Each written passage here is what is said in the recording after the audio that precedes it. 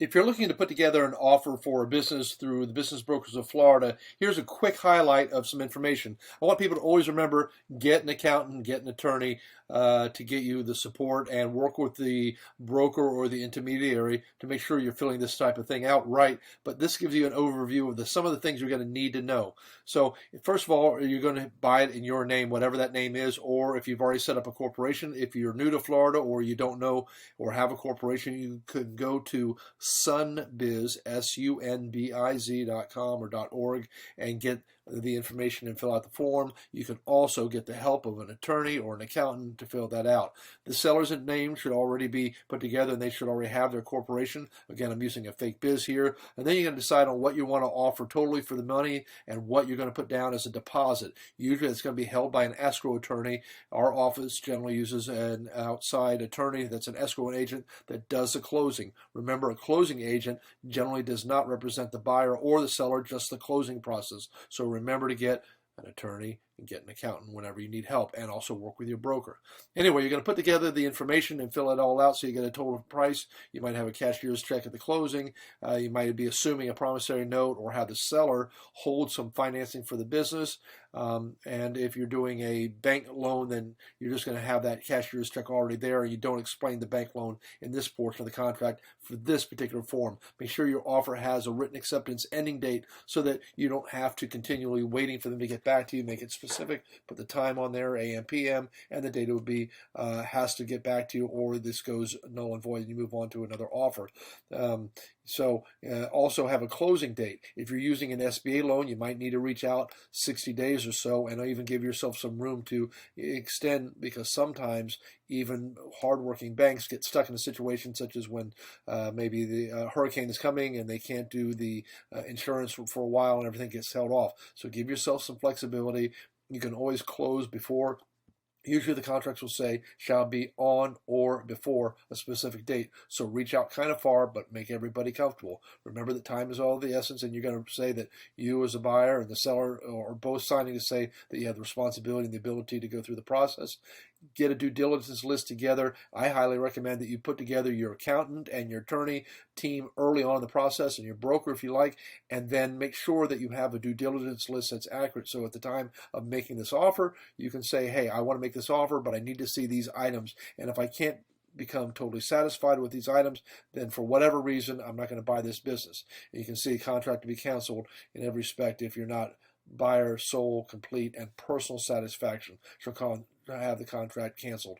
Okay, there's going to be other contingencies like getting a lease if there's a rental, or buying the land if there's land, or maybe sometimes it's home base and there's neither one of those things. Also, if you're an international buyer, you need to make sure you get a visa subject to this, and a few other things that might come around. But due diligence, the other one would probably be if there was a franchise involved. Okay, so default means that you guys are both responsible, and you're not going to be able to default on that. Read the detail of all this. I'm just going over this really quickly.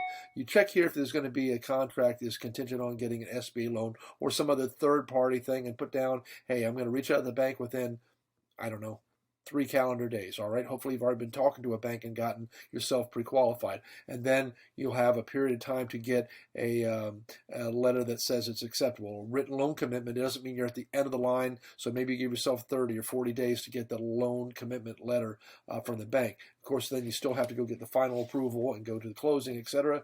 There's going to be a security agreement if there's a seller note on the business, and the attorney is going to do all that, and a good attorney doing the closing will also do a lien search and do background, but make sure that you are also doing a thorough job on your own of due diligence, inventory of goods and items. Quite often businesses that have inventory, the seller has already said, hey, this will come with $50,000 worth of inventory or some number, right? And yet you can't predict 2 months out exactly how much is going to be in the coffers. And this explains your choices of doing a physical inventory and then changing the price, or adding it to a note if there's a seller note. I talk about accounts receivable. In some cases, when you buy a business, you need to have enough working capital. This is one of the formats. It usually isn't as strong or likely for smaller businesses. Certainly businesses over $1 million, it needs to be part of the conversation, and stuff in between that should also be part of the conversation, just so you know what you're getting into. Accounts, the fictitious name. So whatever the business's name on, Quite often you're going to say, yeah, I want to have that fictitious name if you want to change it later on. Seller's indemnification, the buyer's rights. Again, read all this stuff and go through it with the attorney. I'm just looking for the parts where you fill in the blanks. Quite often the business deposits, such as the rent down and the utility bills down, is going to go back to the original person that owned the business, and you yourself are going to put your own deposits down. Same thing applies to mail, business records. You should get a copy of all that. There's sometimes when you close, such as maybe in the middle of a month regarding a rent that's already been paid, and so there's going to be proration, meaning that, hey, you're taking over the middle of the month, the seller is already paid for the month, and so you're going to reimburse the seller for the remaining half of the month that's left out there. Make sure licenses and permits are out there and make sure everything's done well. Regarding familiarization, usually there's a time period when the seller's going to stick around and you need to decide, hey, how long would make sense?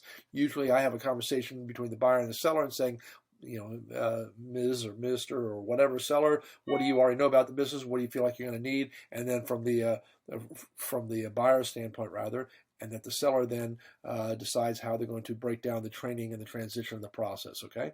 A restrictive covenant is really important as well. So if you have like a single location where people come to, maybe a barber shop or something like that, maybe people will travel 10 miles or so and they're not going to come to you. You really don't have to worry about 50 or 100 or 150 miles in most cases. If you've got an online business where you're selling on the internet, then you need to think through that process of what you want that seller to do in terms of staying out of the business altogether and for how long and for what geographic means, etc. Make sure that you're putting in reasonable and enforceable numbers out there. When you get to numbers that are too high or too crazy or too unenforceable, maybe asking for 10 or 15 years never to be in the business, the law might find out that that's unenforceable, and it might really mess things up a little bit. So make sure you've got the right information. Again, that's where you have a conversation with your attorney to make sure you're doing the right thing. The allocation of purchase price is an IRS issue, and this is where you need to talk to your attorney or your accountant rather, and decide, like, hey, I paid $1 million for the business, and $100,000 would go towards non-compete. $500,000 would go towards the business and goodwill. $400,000 would go to inventory or what have you. So go through the details of understanding what that is and make sure that you're going to be able to get the lease assigned to you or get a new lease. Remember that there's a closing attorney. Quite often the closing attorney doesn't represent the buyer or the seller, although in some cases a buyer has an attorney, the seller has an attorney, and they close it separately. But quite often there's a middle closing attorney, sort of like a title company for a house or something like that. Typically the fees are split 50-50 between the buyer and seller, but do get an idea from the closing attorney how much that's going to cost approximately. They can't tell you maybe to the penny sometimes, but they can say, hey, is it going to be about $1,000 a side or what have you, okay? Go through the process, the attorney fees, the court fees, and understand, just read this document. I don't want to go on too long about it. Environmental usually applies more towards businesses that have real estate tied to it, tax closure, real property termination, etc. And then buyer's deposit instructions, so you can have the deposit made out there. And then if there's brokers involved, how their information is tied into it as well. And then make sure you sign the right documentation. Each page usually has a place for the buyer to sign or put an initial, and the seller to sign. And then it's a binding offer, so you put a date on there. You're going to buy this as an individual, but later on you can switch to a corporation if you want, so you don't have to wait for that. Fill in your information, sign it, and then there's room for the seller to accept it. However, the seller might decide to reject it. That would be sad. Or the seller might say, I like pretty much the offer, but I do want to make sure that you understand I'm going to be on vacation in Alaska for 2 weeks during the process, and I won't be able to help you out, or whatever you need out there. And then the seller can say, okay, I'm countering the offer, and the buyer can accept the offer or what have you. Okay, that's all we got. Sorry for so long. Thank you. Bye-bye.